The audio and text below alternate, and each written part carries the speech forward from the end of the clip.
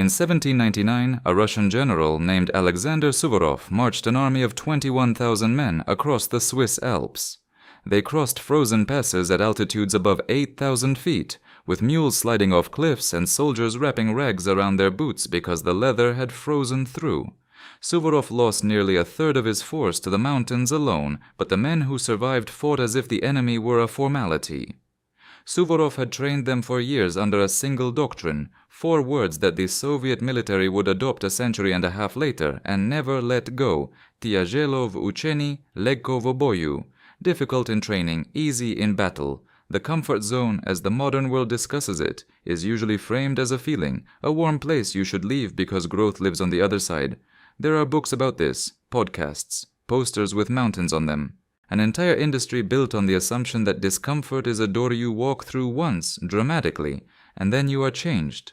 The Soviets did not frame it as a feeling, they framed it as a structural deficiency. A soldier who had never trained in the cold would freeze in the cold.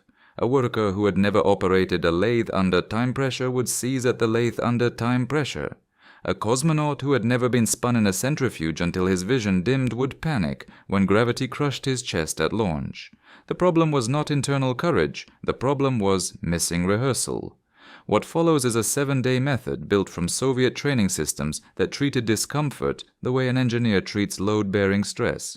Not something to overcome emotionally, something to distribute structurally, 1 day at a time, 1 action at a time, until the structure holds. Day 1.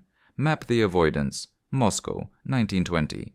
Alexei Gastev, a poet who had traded verses for factory floors, founded the Central Institute of Labor with funding from Lenin himself. The institute's first assignment was diagnosis.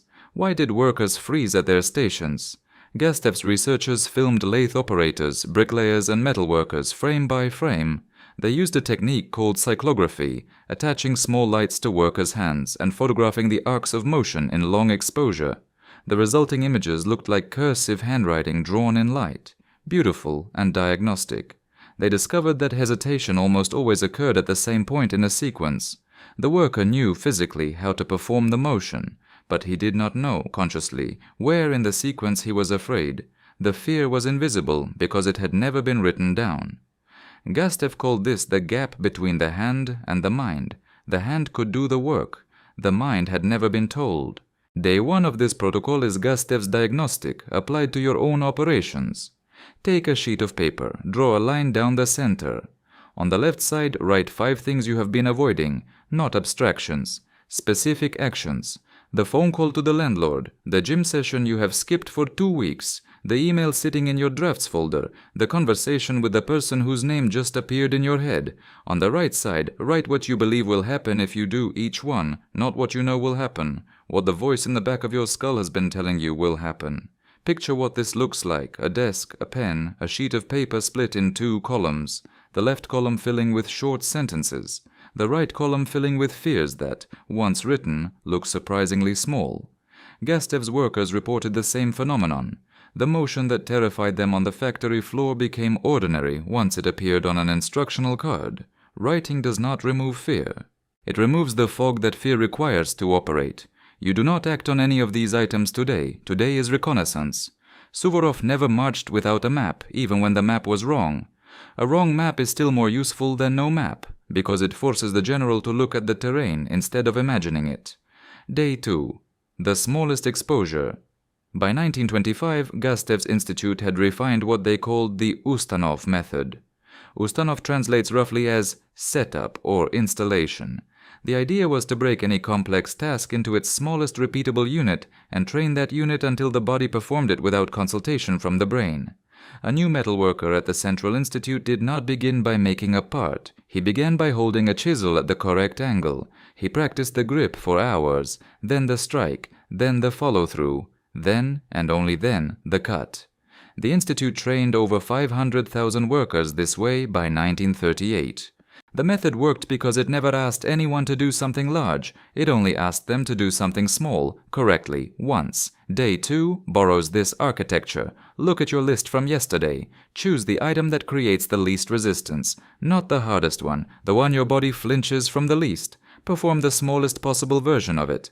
If the avoidance is the gym, put on the shoes and walk to the door. If the avoidance is the email, open the draft and write one sentence. If the avoidance is a conversation, say the person's name out loud in an empty room. You are not solving the problem. You are performing the Ustanov. One motion, at the correct angle, once, a hand holding a chisel above a steel block. The chisel does not move yet, the worker is learning to hold it. That is the entire lesson. The Institute's records show that workers who completed the Ustanov sequence made fewer errors in their first week of production than workers who had been trained by watching experienced operators for a month. Observation teaches the idea of a skill, repetition teaches the nerve of it. Day 3. Operate under a constraint. The Soviet 5-year plans were, among other things, cognitive instruments. A country of 160 million people cannot wonder what to do next when the wall in every factory tells them what to do next. The constraint was the plan was the wall was visible.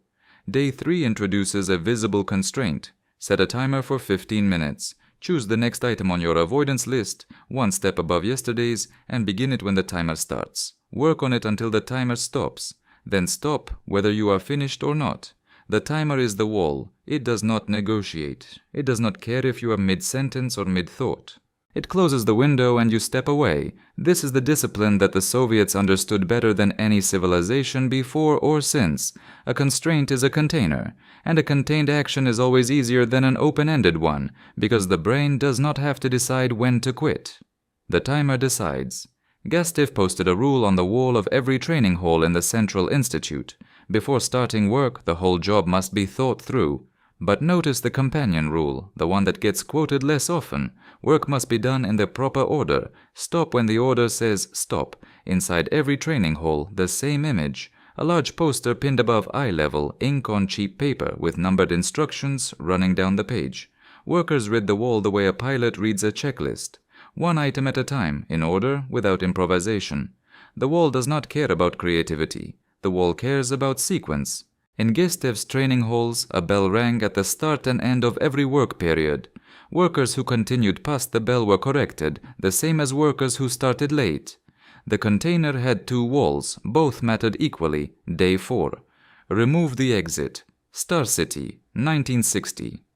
A military base hidden in the birch forests 40 kilometers northeast of Moscow, so secret it did not appear on any civilian map. Soviet cosmonaut candidates were placed inside isolation chambers for days at a time. The chambers were dark, silent, and temperature-controlled to remove all sensory variation. The candidates could not leave. There was no button to press, no word to say that would open the door early. The only way out was through the prescribed duration. This was not cruelty, it was calibration. The Soviet space program needed to know which candidates would maintain function when every instinct told them to escape. They discovered that the urge to flee peaks early, usually within the first 90 minutes, and then settles into a low hum that the body can tolerate indefinitely.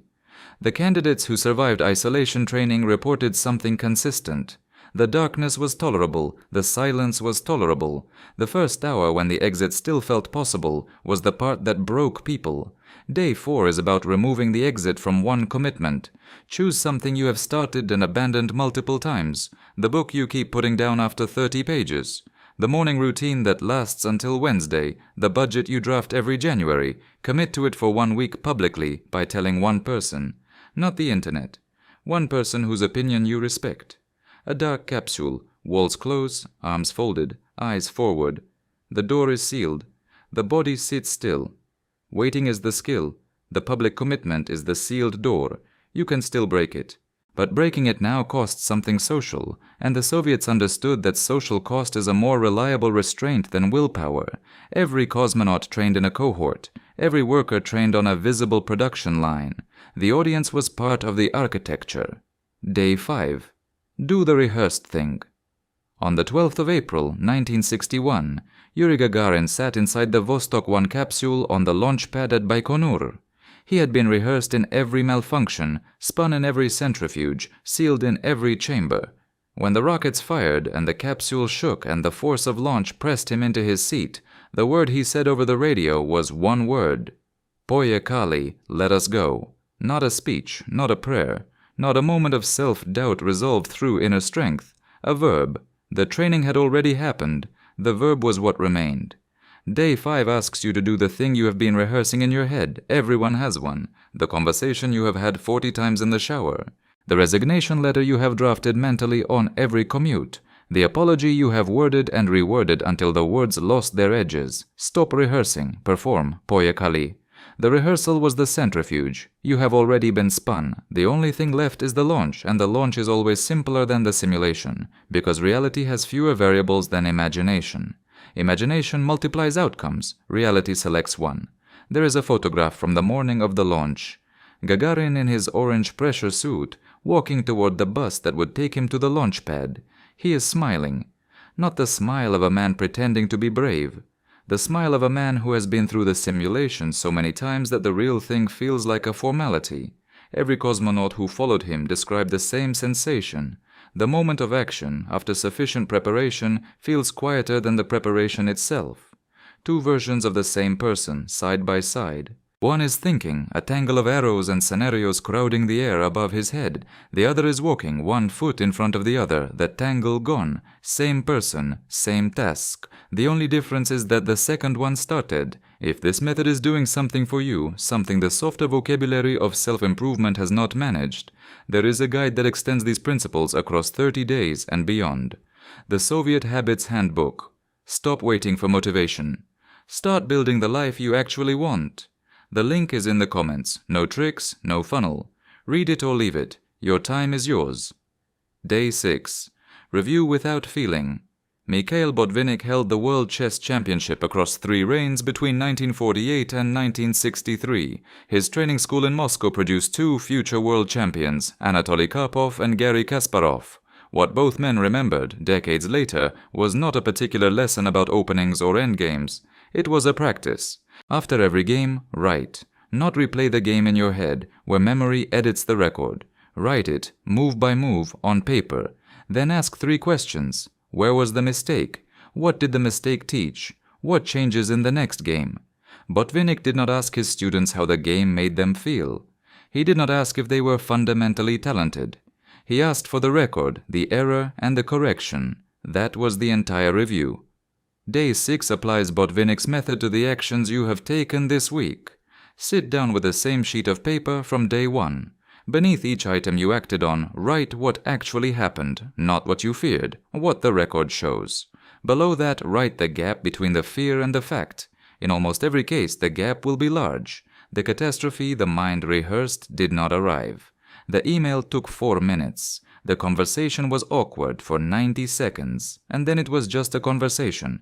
Call it evidence. Because evidence accumulated over weeks rewires the prediction engine that has been lying to you about the cost of action. Botvinnik kept notebooks of these reviews for decades. When he returned to competition after years away from the board, he did not study new openings. He reread his own notebooks. The record of his own errors was more useful than any textbook, because it was specific to his mind, his patterns, his particular way of losing. Your review will serve the same function. It is a manual written by the only author who knows the machine. Day 7. Repeat the sequence. By 1938, Gastev's Central Institute of Labor had trained over 500,000 workers and produced 20,000 certified trainers. The method was not brilliant. It was repetitive. The Ustanov was performed once, then again, until the motion belonged to the muscles and the brain was free to attend to something else. Day 7 has no climax. It returns to day 1. Take out a new sheet of paper, draw the line down the center, write 5 new avoidances, or revisit the ones that survived the week, begin the cycle again. 7 days is a single revolution of a wheel that only works if it keeps turning. The same desk, the same paper, the same pen. The room has not changed, but the list is shorter than last week's, and the right column, the column of fears, has entries crossed out, not because the fears vanished, because the facts arrived.